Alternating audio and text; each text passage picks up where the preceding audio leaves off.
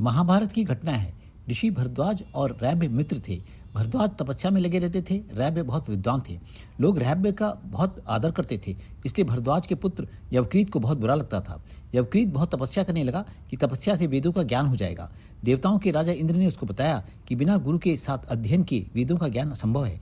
फिर भी उसकी तपस्या से प्रसन्न होकर इंद्र ने यवकृत को वरदान दिया कि उसे और उसके पिता को वेदों का ज्ञान हो जाएगा। जब यवकृत ने अपने पिता को यह बताया कि वेदों का ज्ञान उसे और उसके पिता को तपस्या से हो गया है, तो पिता भरद्वाज ने उससे अहम न करने को कहा, जो व्यक्ति को नष्ट कर देती है। यवकृत अहम में भरकर रैभ्य ऋषि के आश्रम में गया। उसने वहां रैभ्य ऋषि की पुत्रधि को अकेले पाकर उसके साथ संभोग किया। रैभ्य ऋषि को बहुत गुस्सा आया। उन्होंने अपनी एक जटा उखाड़कर अग्नि में डालकर अपनी पुत्रवधू के समान एक नारी उत्पन्न की। एक जटा और उखाड़कर एक राक्षस उत्पन्न किया। उस ऋषि द्वारा रची हुई नारी ने यवकृत का कमंडल ले लिया, जिससे वह अपवित्र हो गया। राक्षस त्रिशूल उठाकर यवकृत के पीछे दौड़ा। यवकृत अपने पिता भरद्वाज के आश्रम भागा, परंतु वहां एक अंधे रक्षक ने उसको अंदर नहीं घुसने दिया और राक्षस ने त्रिशूल से यवकृत को मार दिया। भरद्वाज बहुत दुखी हुए। उन्होंने रैभ्य को शाप दिया और पुत्र की चिता की अग्नि में स्वयं भी जल गए।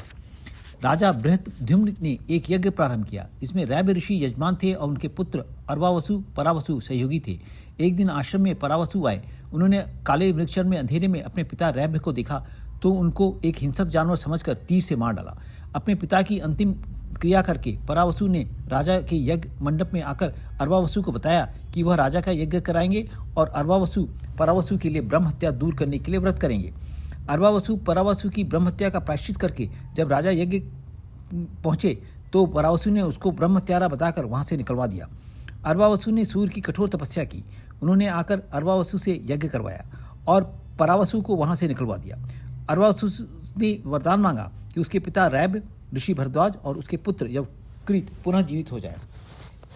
सूर्य ने वरदान से रैभ्य, भरद्वाज और यवकृत पुनः जीवित हो गए। जय श्री कृष्ण।